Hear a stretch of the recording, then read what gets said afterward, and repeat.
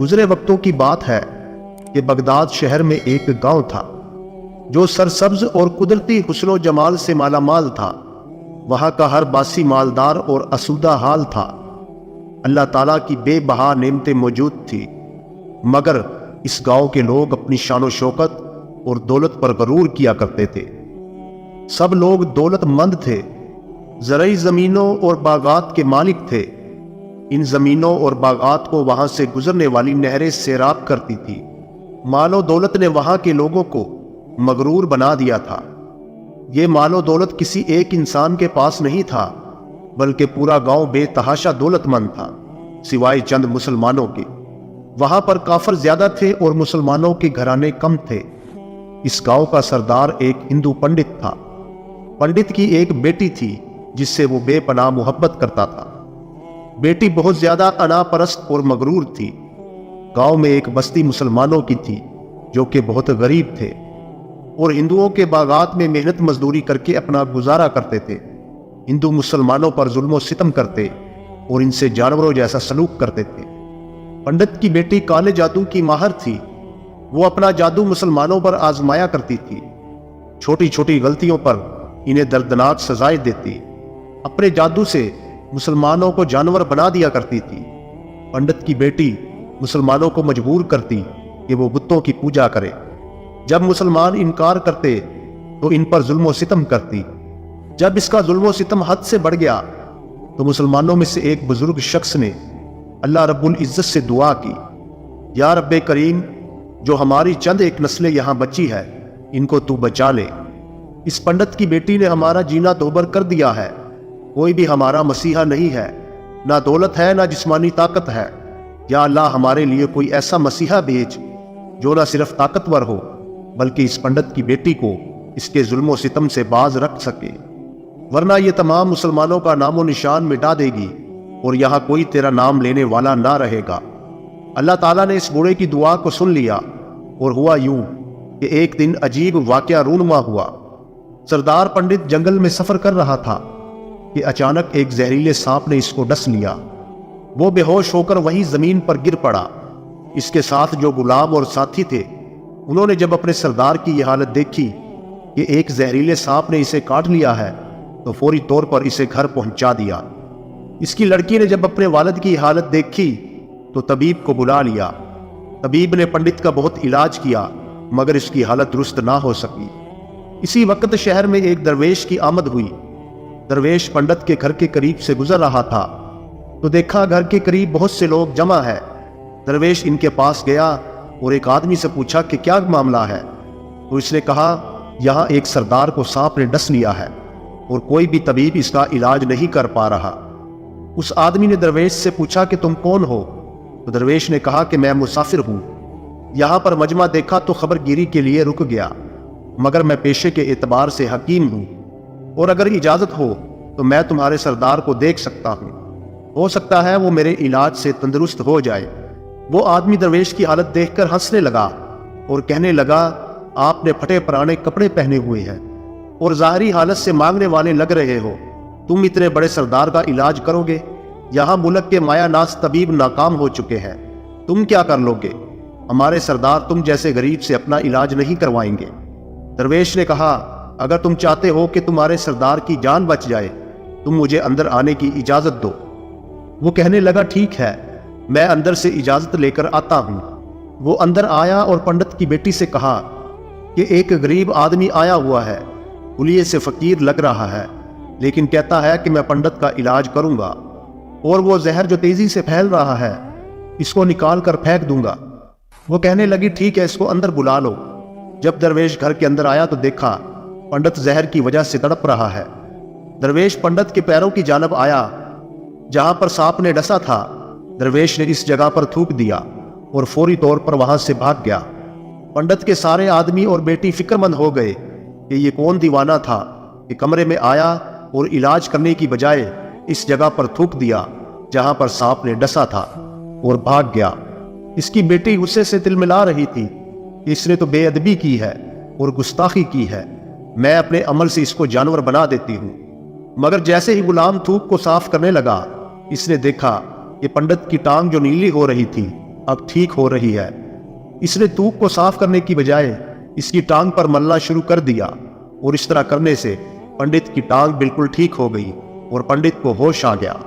इसने लोगों से पूछा कि किसने मेरा इलाज किया, तो लोगों ने सारी कहानी सुना दी।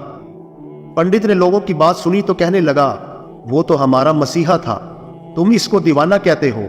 वो किस तरह यहां से चला गया, इसको मेरे पास लेकर आओ। इसने तो हम पर बहुत बड़ा एहसान किया है और हम इसके एहसान का बदला जरूर चुकाएंगे। पंडित की बेटी इसको खामोशी से देख रही थी। इसके सारे दरबान और सिपाही दरवेश को ढूंढने के लिए निकले। वो लोग चारों तरफ फैल गए, लेकिन कहीं पे इनको दरवेश ना मिला। मगर जब जंगल में दाखिल हुए तो देखा एक दरख्त के नीचे एक आदमी इबादत में मसरूफ है। वो गौर से इस दरवेश को देख रहे थे कि वो क्या कर रहा है। हम लोग तो अपने बुतों के आगे हाथ जोड़ते हैं, ये तो ना जाने किसको सजदा कर रहा है। खैर, पंडित का हुक्म था, फौरी तौर पर दरवेश को पंडित के पास लाया गया। पंडित ने कहा, आप कौन है और कहां से आए हैं? सबसे पहले तो मैं गुस्ताखी की माफी चाहता हूं कि मेरे लोगों ने आपकी बहुत बेइज्जती की, लेकिन आपकी वजह से आज मैं जिंदा हूं। हम गुनाहगारों की आंख आपको पहचान ना सकी, जिसके लिए मैं बहुत माजरत चाहता हूं और आपसे इल्तमास करता हूं कि मेरी तरफ से यह खूबसूरत घर और अरबी घोड़ा कबूल कर लीजिए। दरवेश ने मुस्कुराकर पंडित की तरफ देखा और कहा, यह घर और घोड़ा बहुत कीमती है।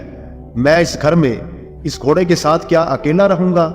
पंडित ने कहा, आप फिक्र ना करें, घोड़े के साथ आपको खिदमतगार भी दिए जाएंगे। दरवेश बोला, इतने नौकरों चाकरों और मालो दौलत के साथ क्या मैं घर में तन्हा रहूंगा? पंडित बोला कि हजूर, आप मेरे मोहसिन हैं, आपने मेरी जिंदगी बचाई है। ये मेरी बेटी आपके सामने है, मैं अपनी बेटी की शादी आपसे करवा दूंगा, लेकिन मेरी एक शर्त है कि जो कुछ मैं आपको दे रहा हूं, इसके बदले आपको अपना मजहब छोड़ना होगा। मेरे खास मुलाजम ने आपको इबादत करते हुए देखा है। हम बुतों के आगे सजदा करते हैं, इनकी इबादत करते हैं, और आप जिसके आगे सजदा कर रहे हैं वो आपका खुदा है और आप मुसलमान हैं। मैं आपसे गुजारिश करना चाहता हूं कि ये सब कुछ ले लें और अपने मजहब को छोड़ दें। क्या आप ऐसा कर सकते हैं? दरवेश पंडित से बोला, आप अपना ये घर, घोड़ा, नौकर चाकर और अपनी बेटी सब कुछ अपने पास रखें। मैं इसी हालत में खुश हूं कि मैं एक मुसलमान हूं। इन तमाम नेमतों को ठुकराता हूं।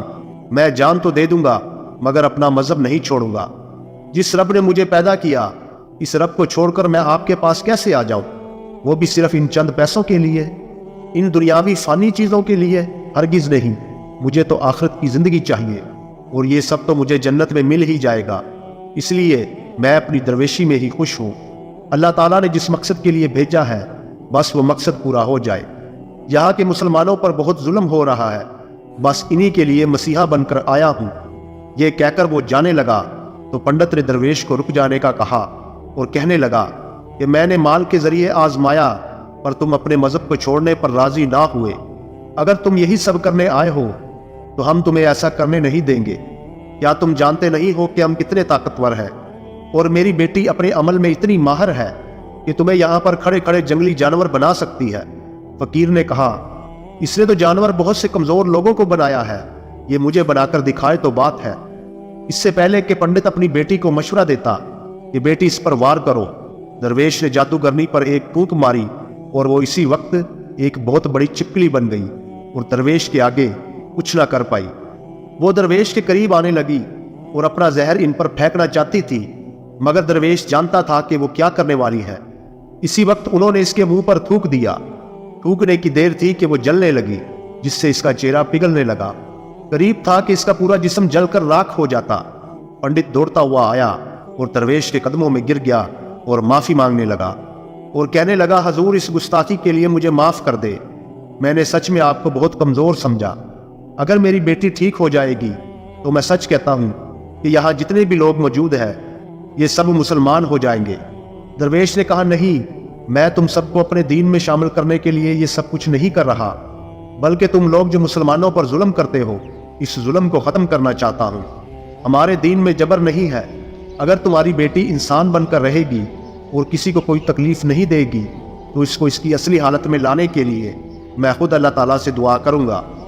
पंडित कहने लगा, हाँ, मेरी बेटी अपनी असली हालत में आएगी तो किसी पर कोई जुल्म नहीं करेगी, बल्कि मैं दिल से माफ़ी चाहता हूँ کہ میری بیٹی نے جو کچھ کیا ہے یہ آئندہ کبھی کالا جادو اور کوئی عمل نہیں کرے گی اور کسی مسلمان پر کوئی سختی نہیں کرے گی۔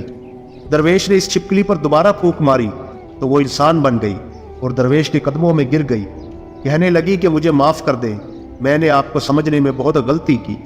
اس لڑکی کا آدھا چہرہ سیاہ ہو چکا تھا۔